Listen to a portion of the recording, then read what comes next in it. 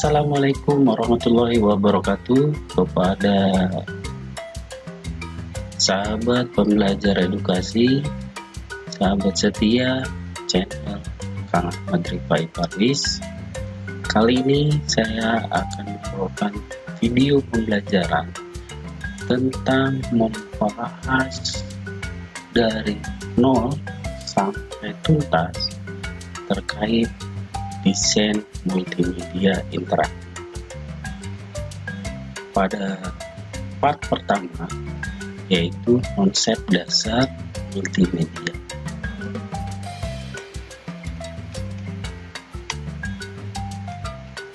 Ini didasarkan pada acuan pembelajaran kompetensi dasar 3.1 bagaimana memahami konsep multimedia interaktif berbasis halaman web dan media interaktif.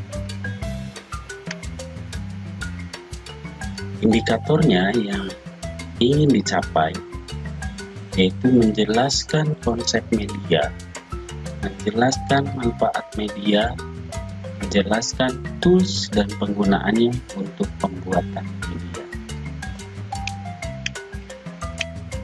Tujuan pembelajarnya sudah jelas, tertera di sini ada 3 hal. Lalu di video pembelajaran kali ini apa yang akan dibahas?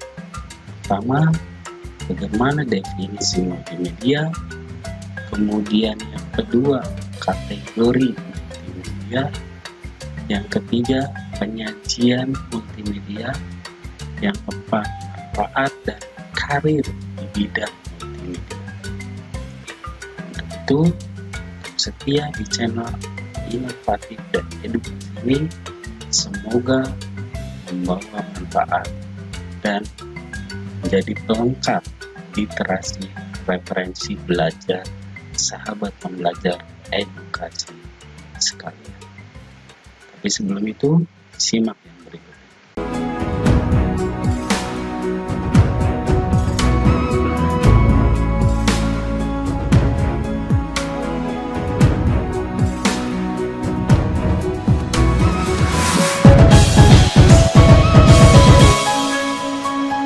Baik sahabat pembelajar edukasi, teman setia channel Kang Ahmad Rifai Parwis, video pembelajaran kali ini ditujukan untuk mata pelajaran desain media interaktif untuk mata pelajaran produktif kelas 12 multimedia. Part pertama tentang konsep dasar multimedia. Kita simak. Sebelumnya kita persepsi awal dulu. Konsep dasar multimedia, gambaran umumnya, konten multimedia, kemudian ada image, video, teks, audio, suara.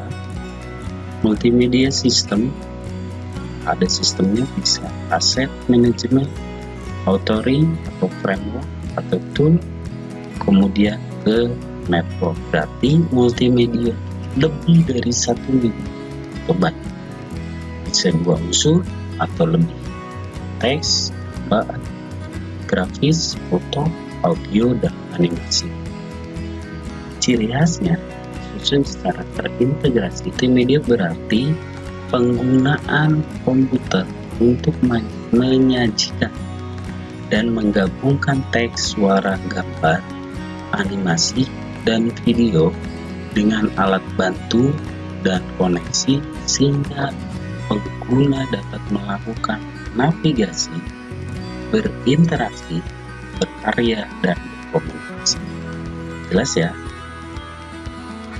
Nah, lalu apa bedanya multimedia dengan multimedia interaktif dengan mata pelajaran yang kita pelajari? Kalau multimedia itu penggunaan berbagai jenis media saja, digabung teks, grafik, animasi, video. Tapi kalau interaktif ada elemen selanjutnya yaitu interaktif. Jadi kalau perbedaannya multimedia interaktif itu sifatnya pasif. Tapi ketika interaktif itu maka usernya atau penggunanya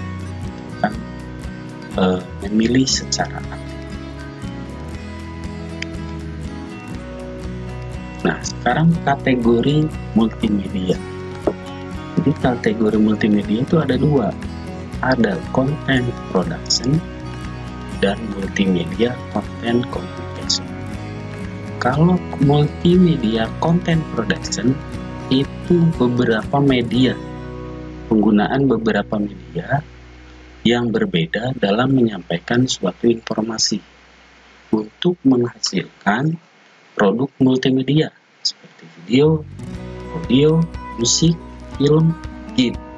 Jadi lebih ke kontennya, di medianya, teks, audio, video, animasi, gambar, grafik, atau spesial.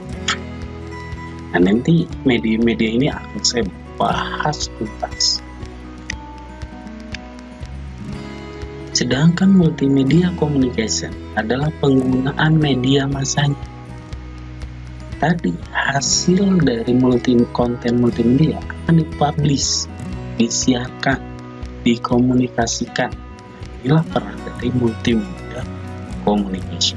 Bisa lewat TV contohnya, radio, film, media cetak, game, web, tutorial, atau yang lain. Jelas ya bedanya antara konten dan communication. Sekarang kita bahas satu persatu elemen konten multimedia yang tadi ada 6 tadi. Yang pertama elemen teks. Teks merupakan media yang paling sederhana dan efektif menjadi dasar dalam penyampaian informasi. Jenis-jenisnya ada printed text, scanned text, dan hypertext. Bedanya kalau printed text dihasilkan word processor, ada peran dari software word editor, kemudian dicetak. Tapi kalau scanned text itu melalui proses scanning. Yang ketiga hypertext, jenis teks yang berfungsi untuk memberikan link. Jadi ketika kita ada teks, kita ada akses ke yang lain. Hypertext. Jelas ya? Untuk elemen yang pertama adalah elemen teks. Teks ini dapat digunakan untuk menjelaskan foto atau gambar atau menampilkan nama dan tempat. Dan ini yang perlu dicatat oleh teman-teman atau sahabat pembelajar edukasi, teman setia channel Pak Ahmad Rifai. Yang perlu diperhatikan dari elemen teks adalah jenis, ukuran, style, dan warna huruf. Kesalahan yang sering terjadi adalah mengedepankan keindahan, tapi mengorbankan fungsionalitas. Jadi jenisnya bagus, ukurannya bagus, stylenya bagus, warnanya keren, tapi fungsinya terlupakan. Itu ya. Kemudian elemen yang kedua, elemen suara atau audio. Audio atau medium berbasis suara yang bisa didengar atau indera pendengaran. Ini penting di multimedia nih. Bisa narasi, lagu, sound effect, atau background. Pada multimedia, penggunaan suara berbentuk narasi atau lagu dan sound effect, umumnya narasi ditampilkan bersama-sama dengan foto atau video. Untuk memperjelas ini loh informasi yang akan disampaikan, tapi suara juga dapat digunakan untuk mengalihkan perhatian. Contoh, efek suara belas pecah, atau error, atau bunyi-bunyi efek. Biasanya elemen audio ini dikenal dengan format digitalnya, seperti wave yang terkenal, MIDI atau MP3 ini yang biasa kita.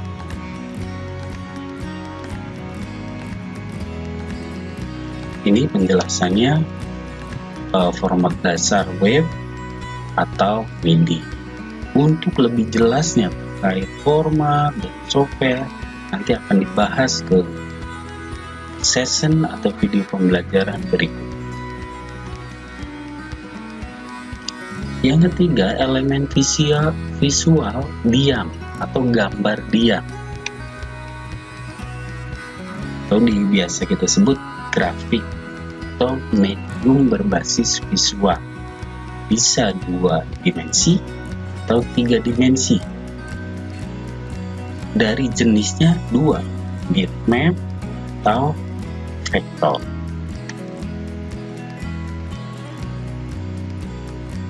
Format foto digital yang telah menjadi standar ini ya, tolong diperhatikan, JPEG, PNG, BMP, WMF.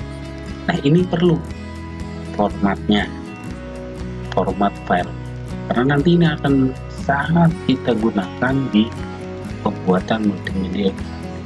Kemudian tadi bitmap dan vektor itu apa? Kalau bitmap itu sebuah visual atau grafik yang memang ukurannya berdasarkan informasinya berdasarkan gambar seperti foto.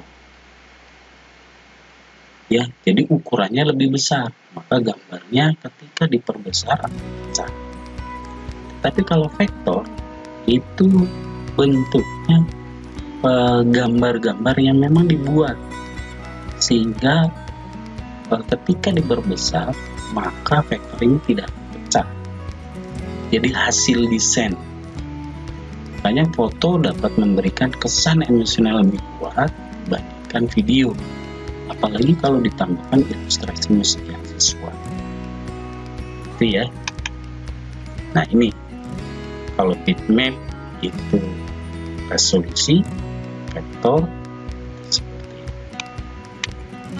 Kemudian elemen visual bergerak, tadi diam, vektor ada bitmap, ada video. Video ini audio visual, berarti udah ada suaranya dan gambarnya lebih ke bergerak. Jadi ada teksnya, grafiknya, audio, banyak unsurnya lebih realistik seperti keadaan sebenarnya. Ini dapat mempengaruhi biasanya perasaan emosi pengguna atau user yang melihat. Ini lebih dinamik dan realistik. Kemudian elemen selanjutnya animasi. Nah, kalau tadi gambar bergerak, animasi juga sama. Gambar yang bergerak tetapi punya ciri khas. Ciri khasnya objeknya hasil modeling kreativitas gambar desain. Kalau foto tadi atau video itu hasil rekaman, kalau ini hasil desain gambar. Dan ini ada beberapa jenisnya: animasi tradisional, animasi 2 dimensi, animasi 3D, stop motion, atau animasi motion graphic. Ini nanti kita rangkum, tapi untuk lebih detailnya nanti ada pembelajaran tersendiri beranimasi. Saya hanya menjelaskan elemen animasi. Jelas ya?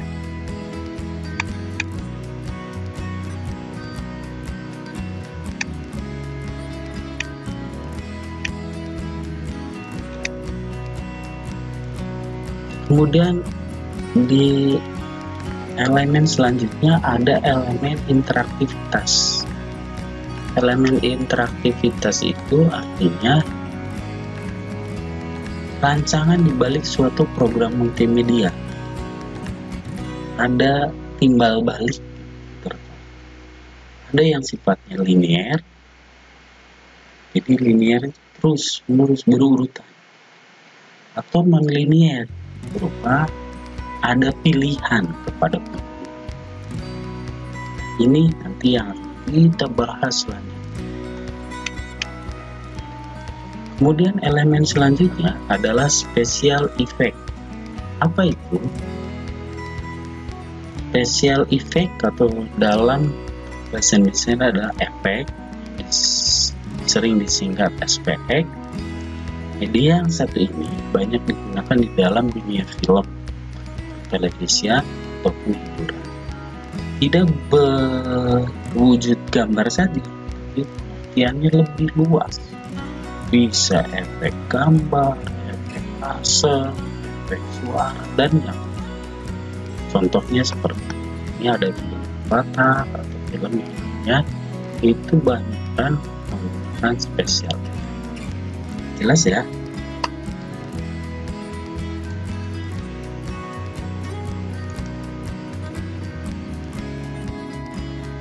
Selanjutnya, penyajian multimedia.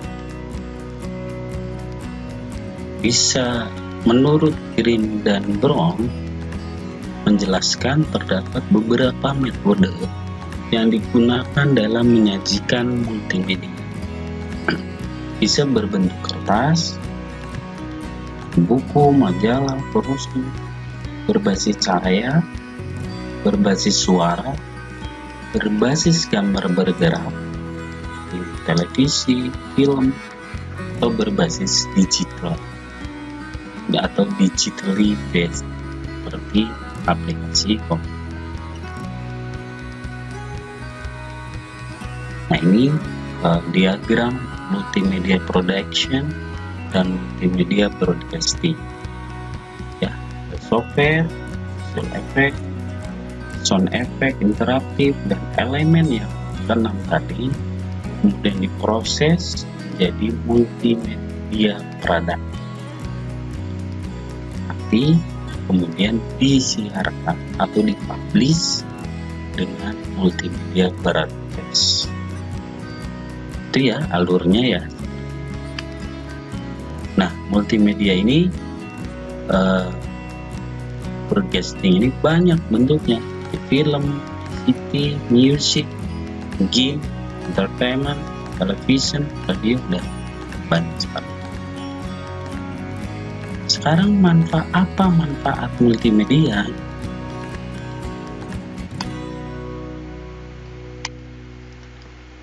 Tentunya dengan multimedia ini memperbesar benda yang kecil dan tidak tampak mata seperti elektron, bisa dibuat medianya sehingga bisa mempelajari elektron.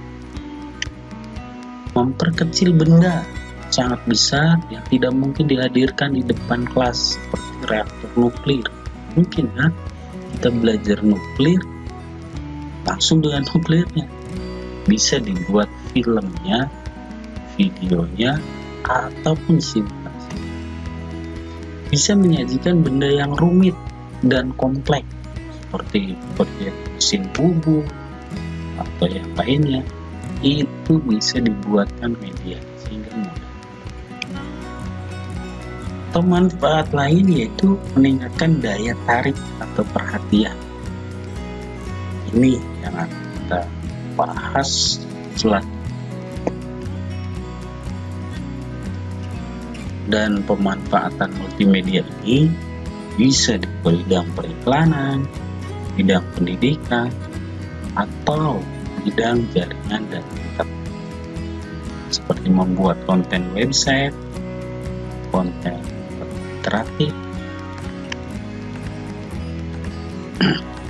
ilustrasi keterkaitan tadi konten multimedia, content production dengan multimedia communication seperti kalau multimedia ini kolom itu multimedia communication, kalau ini elemennya. Contoh di TV itu butuhnya elemen apa saja. Nah, tabel ini semua penjelasan yang saya berikan tadi dirangkum dalam media satu tabel. Yang terakhir yang akan saya bahas, setelah mengetahui manfaat multimedia, lalu apa karir di bidang multimedia ini? Semoga ini menjadi gambaran anak-anakku dan teman-teman yang lainnya yang bergerak praktisi bidang multimedia secara profesional. Karir dalam multimedia bidang teknologi multimedia ini merupakan profesi baru yang masuk ke industri kreatif yang sekarang tumbuh dan berkembang pesat.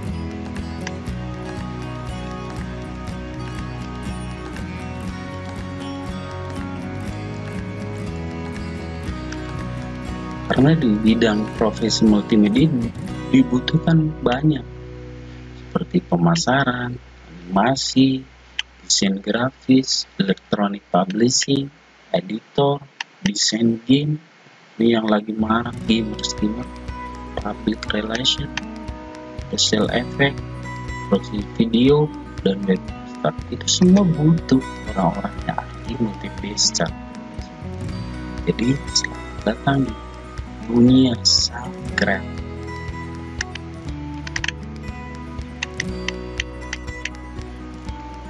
Nah, salah satu yang saya akan bahas dan contohkan, terutama khususnya di bidang multimedia ini, banyak profesi-profesi yang kalian bisa contoh sesuai kompetensi multimedia ya.